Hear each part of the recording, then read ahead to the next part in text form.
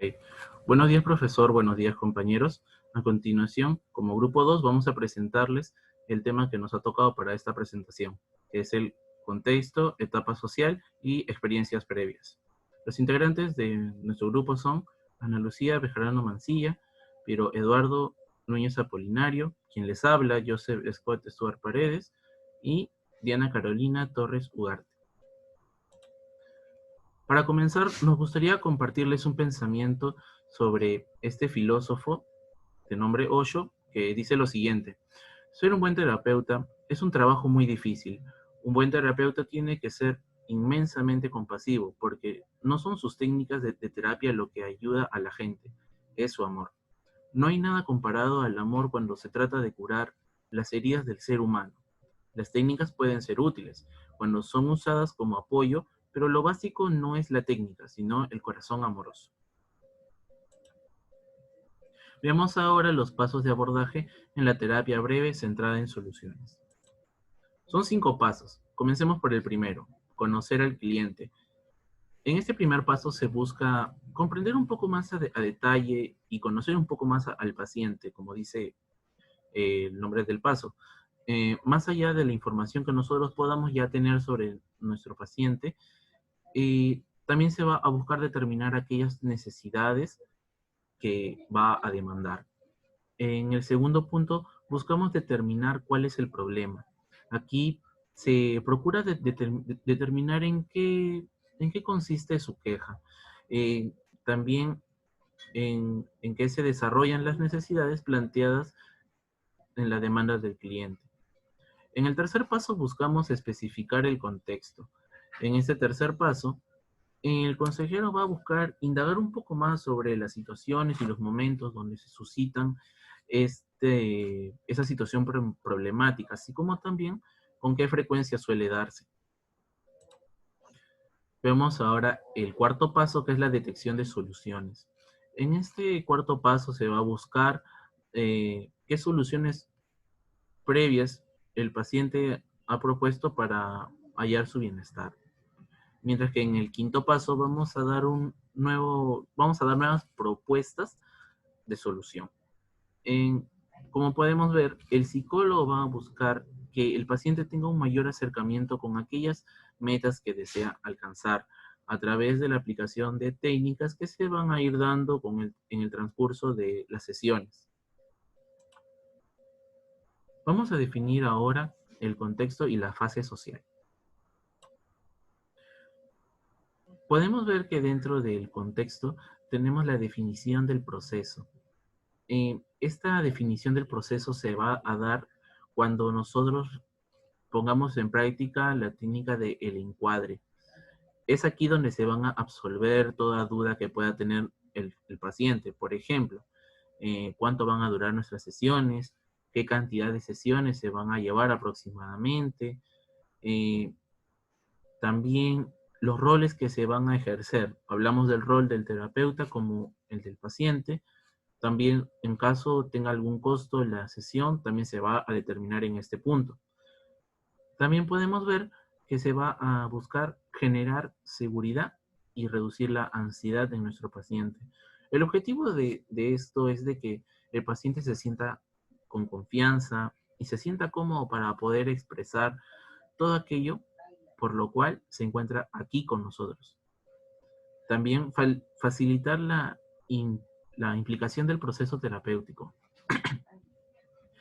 Es en este proceso que va a depender mucho del trabajo del psicólogo con el paciente, buscando las soluciones que sean necesarias y también teniendo en cuenta el tiempo para dicho proceso, ya que en cada paciente es diferente. Algunos requieren de más tiempo, otros el tiempo resulta siendo un poco más breve. Veamos ahora la fase social en la sesión. Aquí lo que se va a buscar, como se menciona como primera parte, es romper el hielo con nuestro paciente. ¿Esto a qué nos va a llevar? A generar una mejor relación terapéutica. Teniendo una buena relación terapéutica, vamos a poder detectar posibles recursos en el paciente, lo cual va a ayudarnos mucho con el manejo de las sesiones. Y finalmente, cuando ya alcanzamos estos recursos y tenemos una buena relación terapéutica, debemos indagar un poco más en el contexto familiar, cultural del paciente, entender un poco más al paciente desde su propia manera de comunicarse. Veamos, para complementar esta parte, la postura del terapeuta. Como ya se mencionó antes, aquí va a ser necesario, uno, tener en cuenta el uso del lenguaje. ¿Por qué? El psicólogo debe renunciar en cierta forma a su lenguaje técnico como psicólogo para poder adaptarse al lenguaje de el paciente. Por ejemplo, eh, esto, estos términos que suele usar el paciente, tal vez un poco más coloquiales, si el psicólogo de alguna manera trata de adaptarse a ello, va a hacer que exista una sintonía, el cual va a reforzar esta relación de terapeuta con cliente. Por otro lado, también tenemos la metacomunicación, que es parte también del lenguaje del psicólogo y el cual va a transmitirle temas que puedan ser considerados como sinceros. Por ejemplo, la parte de confidencialidad, el aclararle ciertos puntos en el encuadre al paciente, que por más que puedan estar claros ya, de antemano mencionárselo al paciente va a hacer que también se afiance mucho más esta relación entre ambas partes. Tenemos también el uso de elogios. Los elogios son necesarios, sí, para poder, a través de felicitaciones honestas, hacerle ver al paciente que nos está brindando recursos para, para los cuales van a ser útiles para nuestra terapia. Estos recursos van a hacer que lo que nos brinda pueda ser tal vez más corta en nuestras sesiones. Ahora, veamos el segundo aspecto, que es la postura, ir por detrás.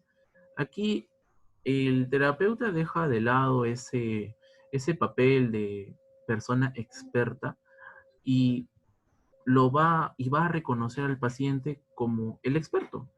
Por lo mismo que es el quien nos va a brindar estos recursos necesarios para la solución de su problema.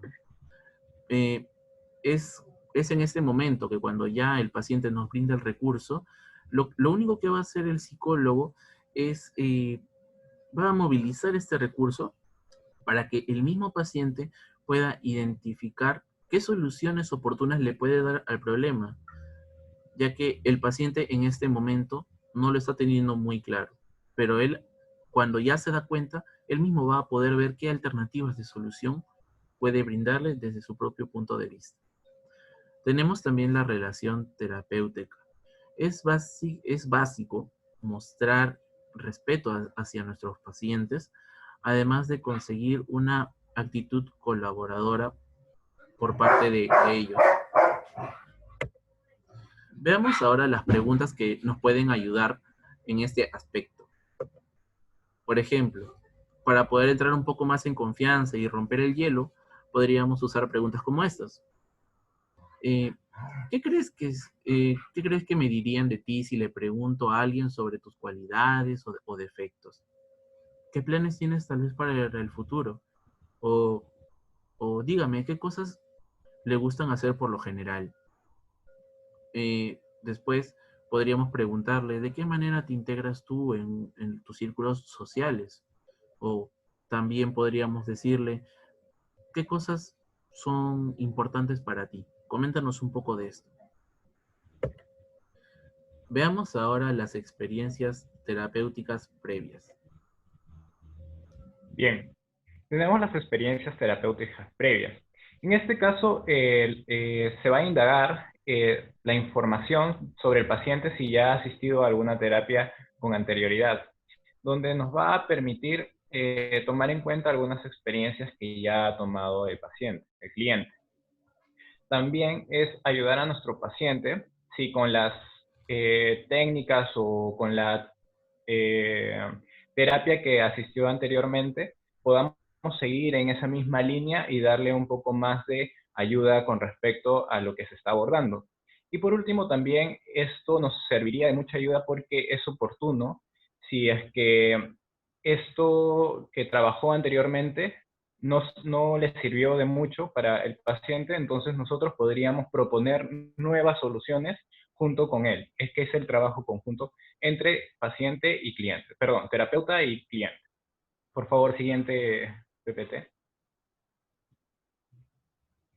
Bien, entonces acá nos vamos a preguntar siempre qué preguntar, ¿no? Valga la redundancia.